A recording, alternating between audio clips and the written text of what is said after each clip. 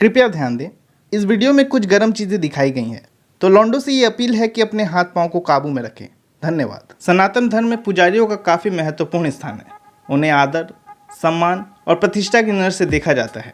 लेकिन दोस्तों, वक्त बदल गया, लोग बदल गए और इसके साथ साथ बाबा और माताएं भी बदल गए। इस बदलते समय के साथ साथ लोगों ने पैसे कमाने का तरीका भी बदल लिया और फिर पैसे कमाने के इस अनोखे तरीके ने जन्म दिया हाइब्रिड बाबाओं को, जो नाचते हैं, गाते हैं, फिल्म बनाते हैं और बिग बॉस जैसी शो में आकर भसड़ मचाते हैं।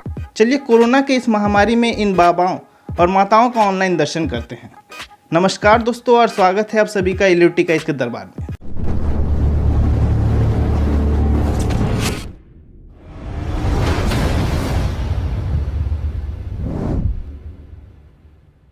पहले नंबर पर आते हैं निर्मल बाबा उर्फ निर्मलजीत सिंह नरोला। बाबा जी का जन्म 1952 में हुआ था। धार्मिक गुरु बनने से पहले बाबा जी का कच्चे बनियान का दुकान था और वो एक बहुत ही पहुंचे हुए अनसक्सेसफुल बिजनेसमैन थे। बाबा जी का पता नहीं कौन सा मूड स्विंग हुआ और उनकी तीसरी आंख खुल गई और फिर बाबा जी लोगों के दुख हरने लगे। इससे पहले कि आपका सब्र का बांध टूट जाए, चलिए बाबा जी का संगम अटेंड करते हैं। ये केले बहुत सामने आ रहे हैं भाई। ये जलेबियां आपने कहाँ देखी? अच्छा, ये मक्खन बहुत आ रहा है। ये ढोकला डोसा बड़ा सामने आ रहा है। ये नान बड़ा सामने आ रहा है भाई। ये विस्की की बोतल, वो भी जॉनी वॉकर की, क्यों आ रही है सामने हमारे? अच्छा हुआ बाबा जी को विस्की, रम और समोसे ही दिख रहे हैं, कहीं साड़ी और ब्लाउज ना दिखने लगे। बहुत दुखी हो बाबू, काम भी नहीं, कुछ नहीं। ये बच्चा भी आपका दिया हुआ है बाबा।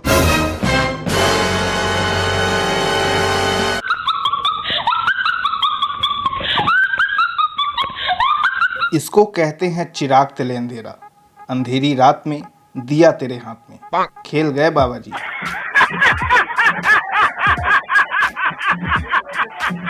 ये दुनिया का पहला ऐसा आदमी है जो चोर की ही तारीफ कर रहा है। अरे होश में आजा भाई, लूट गया तेरे छुआरे। चलिए नजर डालते हैं बाबा के नुस्खों पर। कहाँ से आप आए? गुवाहाटी आसाम से आए हूँ बाबूजी। ये बताओ कि माँ कामाख्या के मंदिर कब गए? करीब 20-25 दिन हुए। 20-25 दिन हुए। चुन्नी देखी थी वहां पड़ी? जी देखी थी। चढ़ाई नहीं? चढ़ाई थी। कितनी बड़ी थी भाई? इसके पहले तो बड़ी चढ़ाई थी, अब की बार जब गया था तो नॉर्मल जो होती है वही चढ़ाई थी, छोटी साइज थी।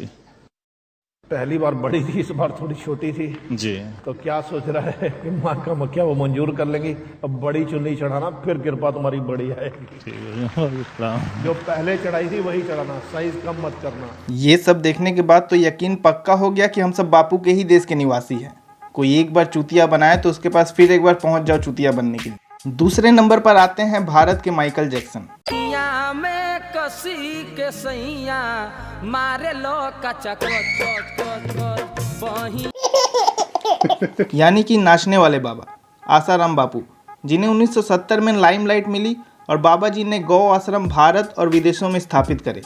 देखते ही देखते वो हमारे नेता मंत्री और लोगों के बीच लोकप्रिय हो गए। अप्रैल 2018 में बाबा जी की शराफत सामने आ गई जब कोर्ट ने बाबा जी को एक अंडर एज लड़की के साथ यौन शोषण करने के लिए दोषी करार दिया।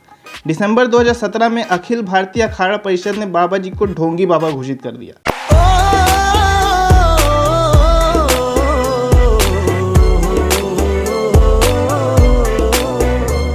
दुर्भाग्यपूर्ण, बाबा जी अब सोशलिस्ट से रेपिस्ट बन चुके थे। एक राज की बात बताता हूँ, बाबा जी को जेल जाने का पूर्व अनुमान बहुत पहले ही हो गया था। मेरा संकल्प होता है वो देर सवेर भगवान फलीभूत करते हैं। मेरे को तिहाड़ जेल में जाने का भी संकल्प हो रहा है, सच बोलता हूँ। ज्ञानी है, अंतर्यामी है, बहुत बड़े स्वामी है, शक्तिमान है, बुद्धिमान है, बल्कि मैं तो ये कहता हूँ कि आप पुरुष। अब क्या पता किस निमित्त से जाऊंगा, ऐसे ही जाऊं, नहीं तो महीना 2 महीना सरकार ऐसा कोई योजना कर देवे मेरे को रहने देती। बाबा जी के कनेक्शंस बहुत ऊपर तक हैं भाई, स्क्रीन से ही इनके चरण स्पर्श कर लीजिए। तीसरे नंबर पर जो बाबा हैं वो बाबा आज के समय के जॉनी सिंस हैं। नहीं समझे? चलिए मैं समझाता हूँ। ये एक्टर हैं, सिंगर हैं, लव चार्जर है, गाड़ी हवा में चलाते हैं, और कभी कभी मैसेंजर ऑफ गॉड की ड्यूटी भी कर लेते हैं। जब इन कामों से मन भर जाता है तब ये हनी के साथ गुफा में कड़ी तपस्या करते हैं। हनी का नाम सुनते ही इनका रिएक्शन कुछ ऐसा होता है। चलिए अब इनकी कुंडली खोलते हैं। गुरमीत राम रहीम सिंह इंसान, दुर्भाग्यपूर्ण ये इंसान नहीं बन पाए, जो 1990 से डेरा सच्चा सौदा के हेड और बाकियों के लिए रेपिस्ट हैं। बाबा जी रेपिस्ट होने के साथ साथ पत्रकार रामचंद्र छत्रपति के खूनी भी हैं।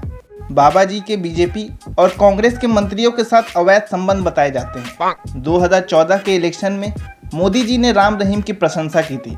बाबा एक कंप्लीट ऑलराउंडर हैं। Volleyball, right, throw ball, kabaddi kabaddi kabaddi, billiards, snooker, water polo, tennis player, या टेनिस ज्यादा अच्छा खेलते हो कि कबड्डी ज्यादा बेटर करते हो, किसमें आप माने माहिर हो? हाँ, हमें जब खेला करते थे तब भी लगता था कि हम किसमें माहिर हैं, क्योंकि सभी के लगभग कैप्टन हुआ करते थे। शायद इसी वजह से मैंने इन्हें जॉनी भैया की उपाधि दी है।